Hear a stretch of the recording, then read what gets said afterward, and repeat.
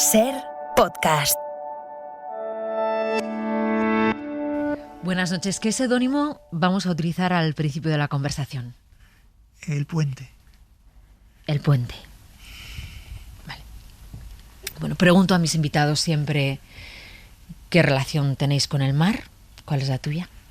Pues nací como a 150 metros del mar y tenía dos sensaciones muy fuertes. Una, la increíble belleza y la de cambios que tiene y que no hay dos días iguales, y después el miedo, me daba mucho miedo. Y me daba miedo por la oscuridad, por las tormentas, y que las veía. Pero bueno, me olvidaba de las tormentas cuando hacía bueno y cuando lucía así en todo su esplendor el mar, ¿no? ¿Tu habitación daba al mar? No, daba una callecita muy cercana a un puerto, pero iba muchísimo al puerto y de allí a una playa, a otra, y así que tenía una relación muy fuerte con el mar. En cada estación era distinta. El miedo era en invierno, que las olas arreciaban un poco, pero bueno, no tengo una idea tenebrosa, pero sí que hay algo en la memoria del niño, ¿no? De correr para o no querer pensar en ser marino cuando hay esas mares tan duras, ¿no? Esa sensación sí, está en el lado oscuro, digamos. Fíjate que ibas al puerto. ¿Te quedabas esperando a que llegaran los barcos? ¿Mirabas cuando llegaban de faenar? ¿Era algo que Sí, me llamaba mucho la atención el movimiento que había, cómo traían el pescado. Me gustaba pescar con una cañita así pequeña y tal. Pero era un lugar, pues yo creo que todos los puertos son mágicos, ¿no? Ahí pasan muchas cosas, llegan, salen. No sé, es algo que me parecía, bueno, pues así de pequeño, ¿no? Inabarcable. Y tengo un recuerdo pues fantástico de eso. Me gusta mucho preguntar a mis invitados e invitadas por el olor de su infancia. ¿Cuál era el olor de tu casa? ¿Tu casa olía a comida? ¿Has hablado de una casa, una habitación que daba una callecita? No sé si de ahí salía algún olor. Cuando yo pregunto por el olor de la infancia, ¿cuál te viene? Bueno, el primero que me viene es el de mi madre, cuando se lavaba con un jabón, no sé, normal, no es que se perfumara, pero el olor de lavarse los brazos, eso me gustaba muchísimo, o sea, me quedaba prendado de ese olor. Siempre me ha gustado mucho el olor de los libros, de abrir los libros, y casi lo primero que hacía era olerlos, ¿no? Porque y creo que es una cosa que todavía hago. Cada libro huele, cada editorial huele distinta. En el fondo debemos estar oliendo a pegamento y a algo de papel o a tinta, ¿no? Pero cada libro huele distinto. ¿Qué leías de pequeño? ¿Qué te recuerdas leyendo? No, o sea, yo creo que empecé a leer tarde, digamos, a tener una vocación de lector que ahora tengo, ¿no? De que me estaría todo el día leyendo. Pero yo creo que empecé tarde, no sé, porque probablemente la primera infancia fue más, o lo que recuerdo, ¿no? Más la bicicleta, el balón, el puerto, el ir al monte. O sea, recuerdo más esa fusión con el aire, por decirlo de alguna manera. Pero bueno, leía, pues no sé, Julio Verne, Salgari, los libros que leíamos en aquella época. Y después yo, no sé, creo que empecé a darme cuenta de lo que tenían los libros para cambiarme, para figurarme a mí mismo como otra persona, o para cambiar y ser mejor, o para conocer a los demás. Pues yo creo que fue a partir de los 15 años, cuando empezamos a estudiar filosofía en el colegio, que me quedé muy, o sea, me quedé O sea, me costaba entenderlo, ¿no? O sea, es una cosa con la filosofía que me parecía, o sea, que pillaba los conocimientos, o sea, en un momento y se me escapaban de la cabeza, ¿no? Y eso me gustaba, también creo que era un placer, no entenderlo del todo. Ah, qué atractivo esto, ¿no? Que te resulte poderoso el que un pensamiento te entre y te salga de la cabeza. Sí, pero yo creo que es un placer Sí. no querer poseer los pensamientos Sí. para poderlos repetir, sino que en un momento te han dado calambre o algo así. Me pasa lo mismo con la música, que es realmente es una corriente que te posee, ¿no? Y no es tuya, o sea, pasa por ti y después, bueno, algo se queda, ¿no? Pero es una maravilla, no, o sea, que te dé tanto placer sin tener que poseer las cosas. La tuya era una casa con muchos hermanos, erais 5. Mm. Has hablado del olor de tu madre y ese jabón neutro tan particular. Y has hablado de los libros. Todos los hermanos salisteis vinculados al mundo creativo, ¿no? La escultura, el guión, la escritura, el cine, la música. ¿Tus padres tenían algo de artistas? No, yo creo bueno, que les gustaba el arte y no eran artistas, pero creo que tenían o sea, sus vivencias eran muy fuertes y eran muy sensibles. Y yo creo que cuando vieron que sus hijos, nosotros, pues o sea, el arte nos llevaba pues a ese mundo de lo sensible, del conocimiento, de la aventura también, ¿no? O sea, de estar en un camino en el que la verdad es que no lo sabes hacer. O sea, es una cosa muy también que pasa a través de ti. Hay un momento que lo sabes hacer y después no es tan fácil, ¿no? Quiero decir que no es como una profesión en la que tus conocimientos te valgan continuamente, sino que has de ir cambiando para que esos conocimientos tengan validez. Y yo creo que vernos así, con esa ilusión, lo entendieron muy bien. Así, hubo cierta resistencia. Eso te iba a decir, en al ningún caso principio. dijeron, pero vamos a ver, no me va a salir aquí ningún médico, Sí. ni me va a salir un ingeniero o me va a salir un carpintero. Sí, yo creo que nos contagiamos unos a otros no sé, leer los libros, los discos. Y sí, en algún momento mi padre tenía temor porque una carrera artística y en aquellos tiempos, mi juventud es hace ya unos cuantos años, pues no era normal, no era fácil, o sea que, Claro. que podrías sentirte fracasado muy pronto, ¿no? Y eso sí a mis padres les preocupaba, pero bueno, también había, yo creo que en esos años, no solo nosotros, pero mis amigos, los jóvenes, o sea, había una ilusión de transformar, bueno, que también existe ahora, pero de transformar la realidad, de aprender. Salíamos de una época mucho más gris y esto es, no sé, formaba parte del espíritu de aventura y de salto que pretendíamos todos. Hay una imagen muy bonita también de, no sé, de infancia o adolescencia, que es cuando has contado que tú, que compartías habitación con tus hermanos, tocabas la guitarra a oscuras y ellos te respetaban ese espacio, ¿no? ¿Cómo era esa? Cuéntame eso. Bueno, yo creo que todos los hermanos nos hemos respetado muchísimo, o sea, y nos respetamos ahora. O sea, cada uno tiene una manera distinta de ser, aunque somos muy complementarios, pero era normal que si yo quería tocar, pues me dejaran solo un rato y no interfirieran. O sea, tampoco lo tuve que pedir, era como lo normal, ¿no? Probablemente eran cosas que dirían mis padres, dejarle que esté ahí tal, que tiene que estudiar. Sí.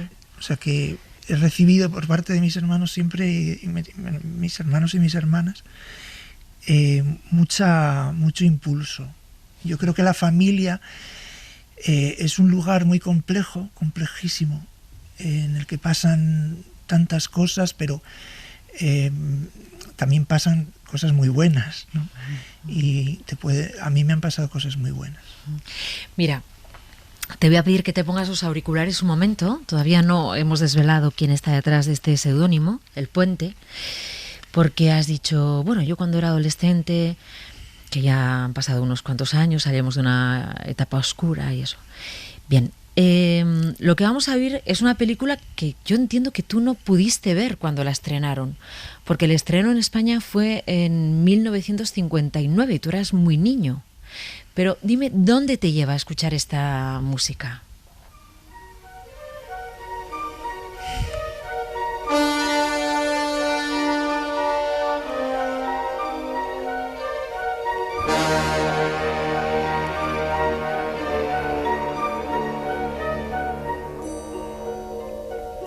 Bueno, me lleva a las calles de San Francisco, a la torre de una especie de convento, y es una de las músicas que más me han influido, que más me gustan, que es Vértigo, la película Vértigo de Hitchcock. Y es Bernard Herrmann el compositor. ¿Recuerdas cuando la viste? Si la viste en casa, en cine, porque luego la habrás revisado miles de veces, pero ese momento en el que tú descubres no solo la película, entiendo, sino la película como un todo, la banda sonora, que es importantísima en esta película como en todas las de Hitchcock, aunque luego ellos se pelearon mucho, ¿no? Creo que acabaron a la gresca. Sí, creo que acabaron un poco más. Pero bueno, ¿tú recuerdas en qué momento entendiste la música como un todo en el cine? Bueno, quizás fue con esta película, aunque probablemente en otras películas también vi la fuerza que tenía la música y como la cantidad de, no sé, de significado y al mismo tiempo de placer que puede dar, ¿no? Pero yo creo que esta película la entendí mucho más tarde, a lo mejor tendría 20 años, ¿no? También había escuchado Wagner, sobre todo Tristán y Isolda, y esta música, no en este momento que estamos escuchando, pero en otros momentos tiene algo de esa cosa que tiene Wagner en la ópera de Tristán y Isolda, que es como la fuerza del deseo, ¿no? de ir, que la música no termina, sino que vuelve a seguir, parece que llega a un sitio y vuelve a despegar, ¿no? Uh-huh. Eso me produjo también una llamarada dentro de que la música pudiera tener esa versatilidad. ¿Por qué Alberto Iglesias se ha puesto El Puente de seudónimo? La verdad es que ha sido un reflejo un poco inconsciente, quizás porque le he puesto artículo, porque este es El Faro, y después, curiosamente, me has preguntado por el mar. Y he contado que había una parte del mar, o una visión del mar, que para mí me daba miedo. Me daba miedo cuando cruzaba el puente del Cursal, porque tenía que cruzarlo desde el barrio de Gros a la parte vieja, que era donde vivíamos, y había unas olas tremendas. A veces teníamos que esperar a que la ola hubiera explotado para correr y pasar el puente, porque entonces no había tantas defensas y las olas realmente pegaban fuerte.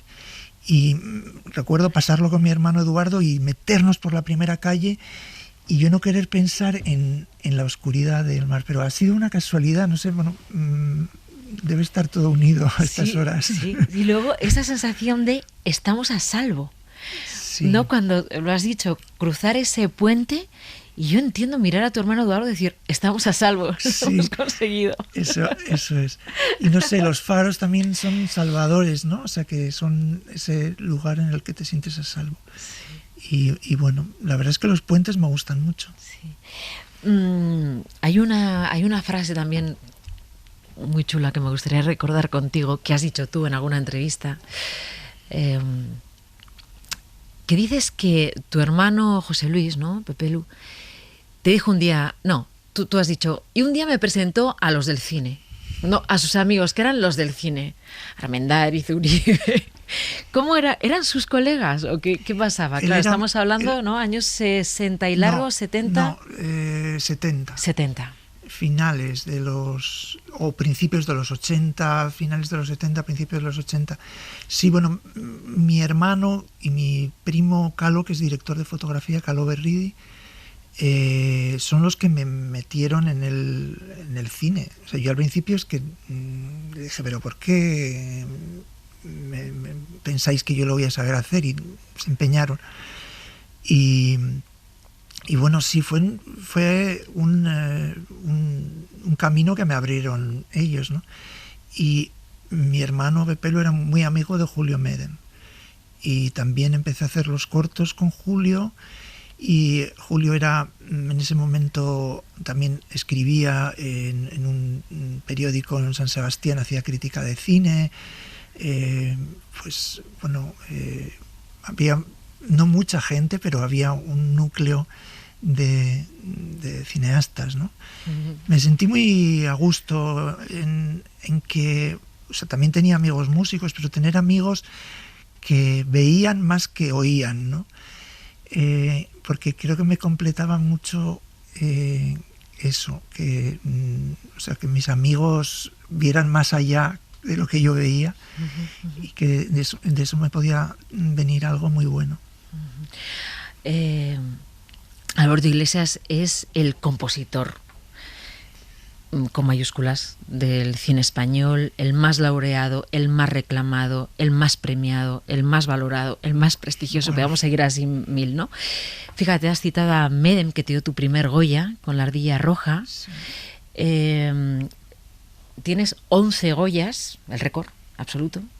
Entonces, quiero que escuchemos, sin embargo, el último que ganaste, el 11º, que lo ganaste por Dolor y Gloria, dirigida por Almodóvar, también otro director fundamental en tu vida, porque ya verás cómo tiene que ver muchísimo con lo que hemos estado hablando en esta conversación.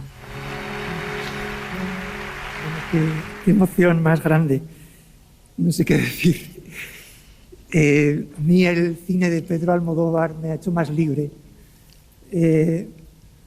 No solo porque he estado cerca de él, sino porque yo creo que a todos su cine nos ha hecho más libres. Ha contado cosas que son muy difíciles de contar. Yo he tratado con la música de llegar al corazón de la película, que creo que es lo que tiene que hacer una música, ser verdadera. Quiero, en nombre también de los músicos y de todo mi equipo, dar las gracias a la Academia, dar las gracias al Deseo, saludar a todos los nominados y a los compositores y compositoras que no han sido nominados, pero que seguramente han estado a punto de serlo.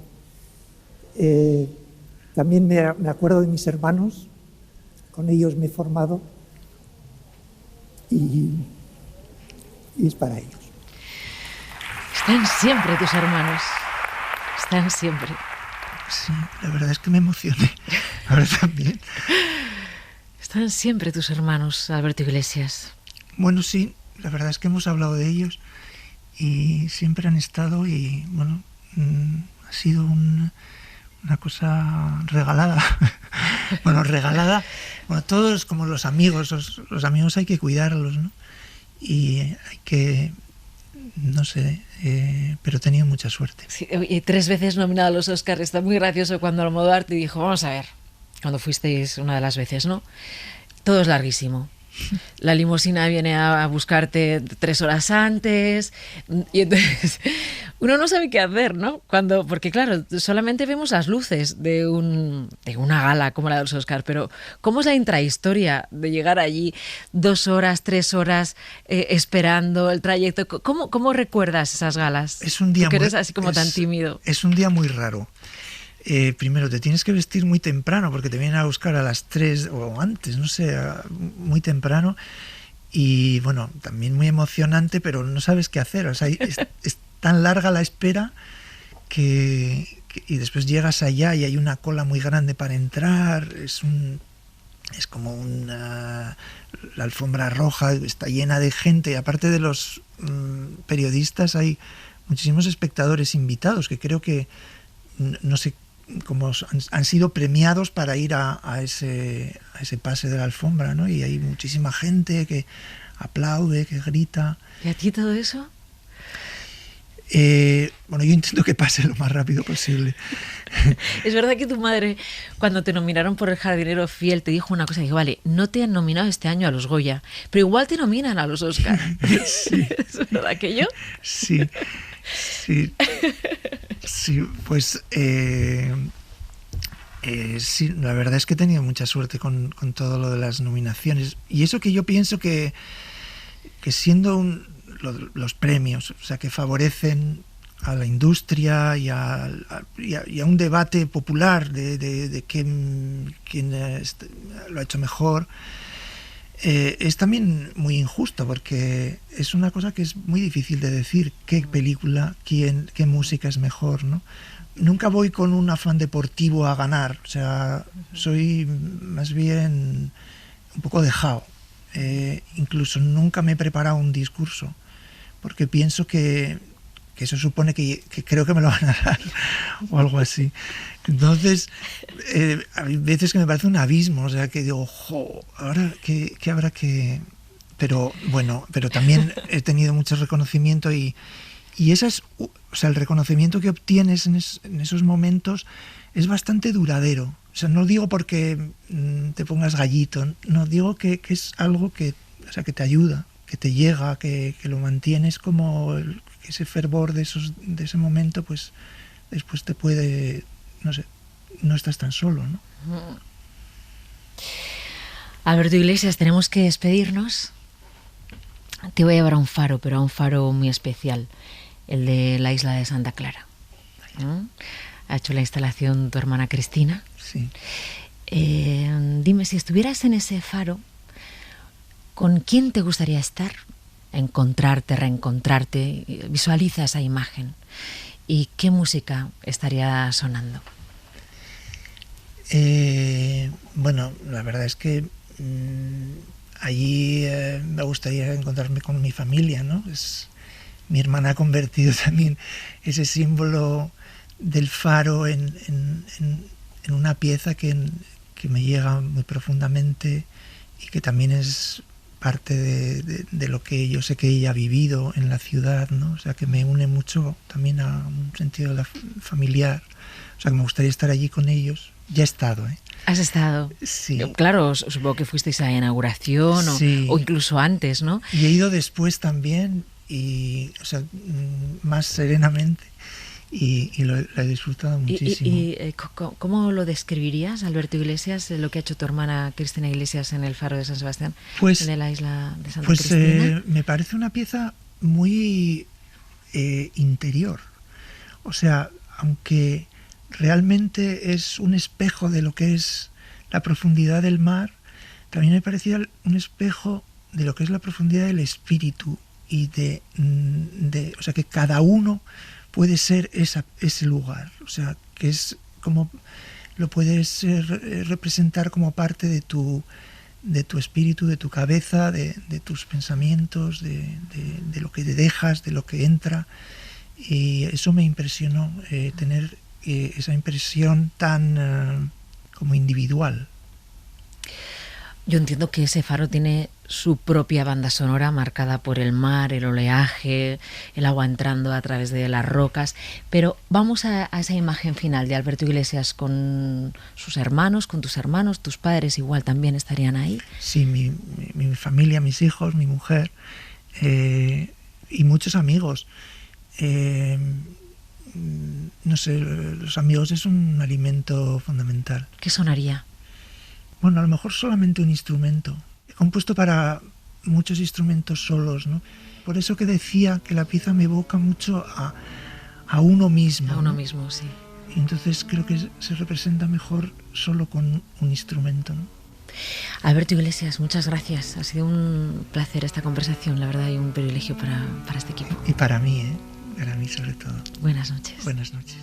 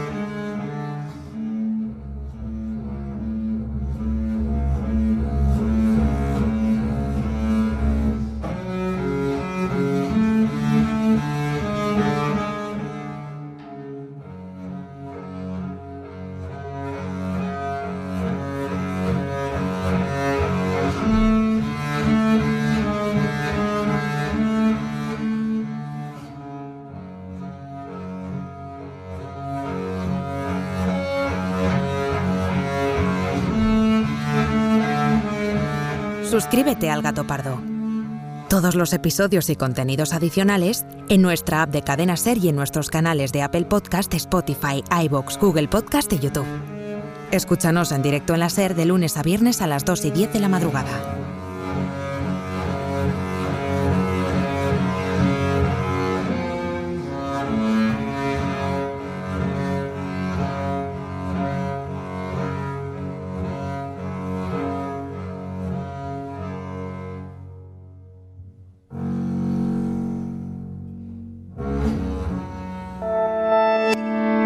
Cadena Ser. La radio.